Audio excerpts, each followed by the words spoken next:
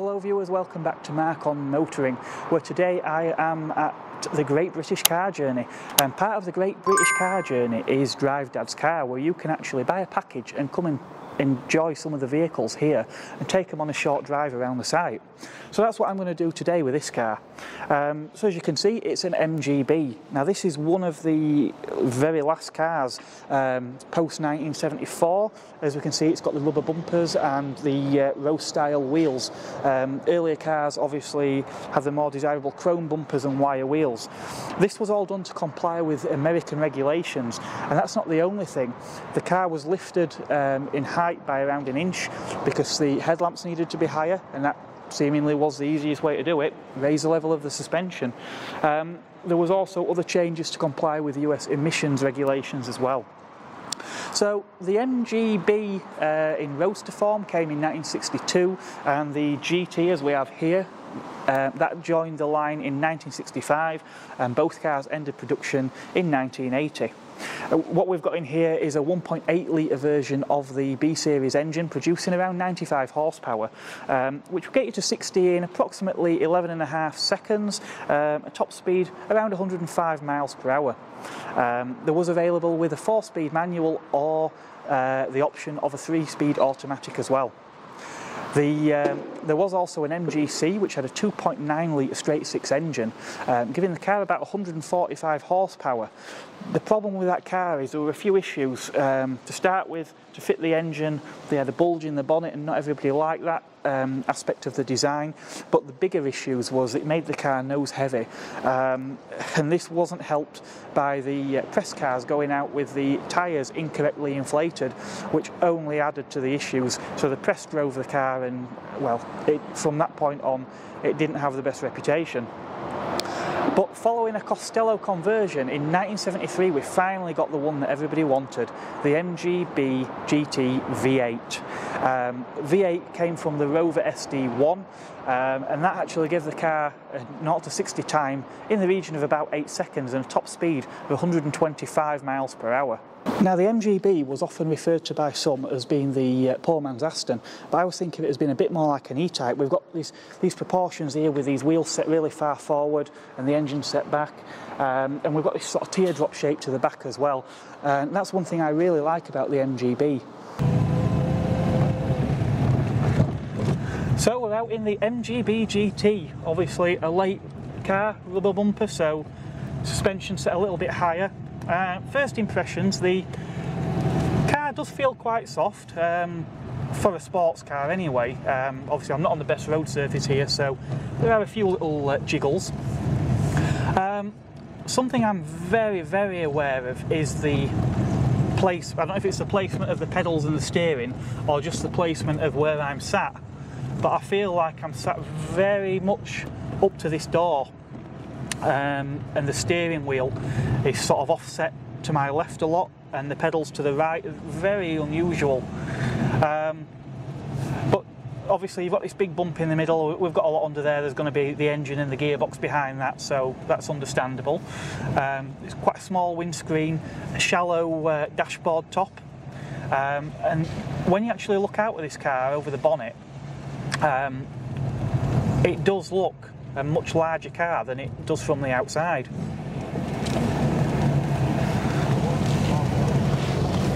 It is a great sight though, looking forward down those raised front wings and that curved bonnet. Obviously the front wheels are placed a long way forward on this car, with the engine sort of set back, and then by comparison you sat quite a long way back in the vehicle. Steering is quite heavy, certainly heavier than a Triumph TR7, which I've also tested. Seats do feel quite softly sprung though, quite a lot of foam in them. Could I do a long journey in it? Well, I'm not sure. Like I said, the driving position I am struggling a little bit with. It's a 4-speed transmission. It does feel very rifle-like. First and second gear sort of lining up in your default position, and then over to the right for third and fourth. It is quite a short throw. Like I said, a very mechanical feel to it, which is good. Visibility out of the back is excellent as well. You've got this really big glazed area at the back. I also like these little quarter lights that we've got in the car as well. Really nice touch.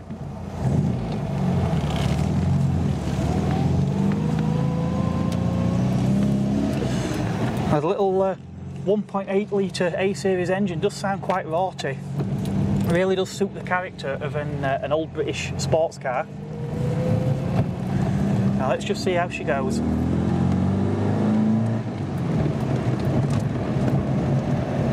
It certainly sounds good. That took us up to about 20 miles an hour, so it's yeah, it hasn't quite got the legs of the TR, but then it is an older design car with a smaller engine. I don't think it would struggle too much in modern traffic though. It's probably got enough power, even if it's not blistering. Oh, the steering does feel heavy around this slalom though. I think if you were doing anything like this on a regular basis, then you maybe would consider the MG Midget instead.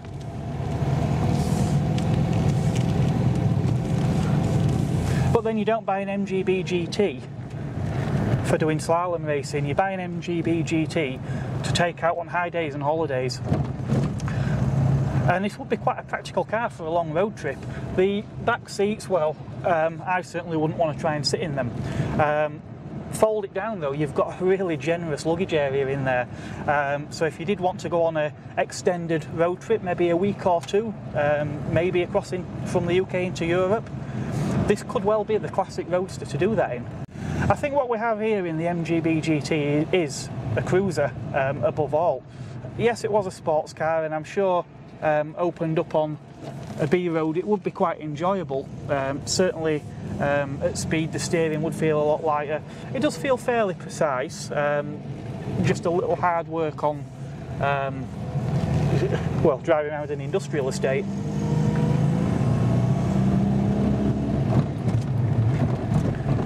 There is definitely something magical, a feeling though, looking out of a car like this over that long bonnet. It's something you certainly don't get with today's cars.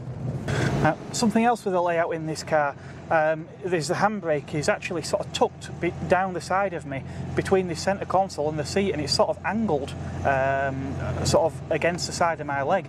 It's not too intrusive, it's not causing me any discomfort, and actually it does fall quite nicely to hand. I am actually quite enjoying this car, and as I say, it is practical enough that you could use it enough to justify owning one. Would I buy one? Well, I don't know, possibly. Again, the earlier cars do have a certain charm in the styling, but even these later cars, yeah, I think I could definitely get some enjoyment out of one of these.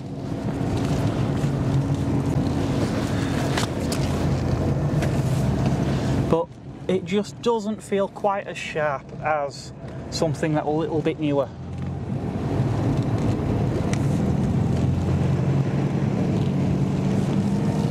I've really enjoyed my time here today at the Great British Car Journey and Drive Dad's Car.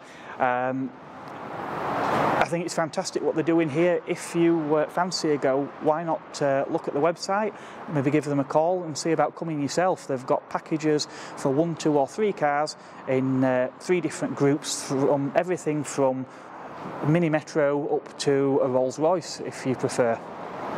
I hope you've enjoyed today's video. Please do like and subscribe, and hopefully there'll be a lot more content to come along very, very soon. Goodbye from me.